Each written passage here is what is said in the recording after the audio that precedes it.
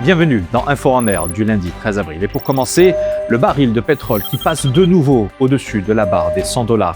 Le West Texas Intermediate pour livraison en mai a bondi de plus de 7% à la réouverture des marchés.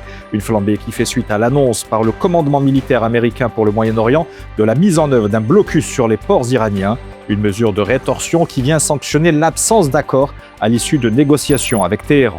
31 entreprises espagnoles prendront part au 18e Salon international de l'agriculture du Maroc, prévu du 20 au 28 avril à Meknès. Au cours de cette édition, qui aura le Portugal pour invité d'honneur, les entreprises ibériques mettront en avant une large gamme de solutions couvrant les fertilisants, la génétique animale et végétale ou encore les biotechnologies appliquées à la production agricole.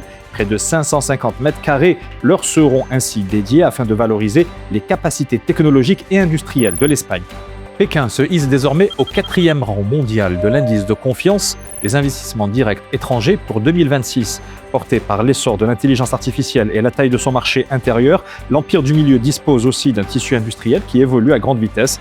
D'après le cabinet de conseil Kearney, ces entreprises manufacturières gagnent en compétitivité sur des segments à forte valeur ajoutée, ce qui la place derrière les États-Unis, le Canada et le Japon.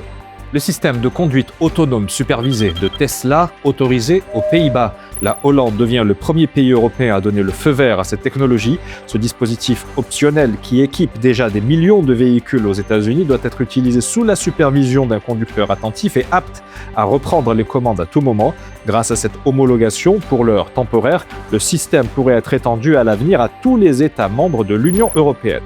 Le Centre africain de prévention et de contrôle des maladies obtient plus de 250 millions de dollars pour faire avancer le programme continental en matière de sécurité sanitaire. Des fonds qui ont été mobilisés par des institutions européennes et internationales. L'annonce faite lors du sommet One Health à Lyon positionne le CDC Afrique en première ligne sur le terrain de la lutte contre la résistance aux antimicrobiens et du renforcement des systèmes de santé face au changement climatique.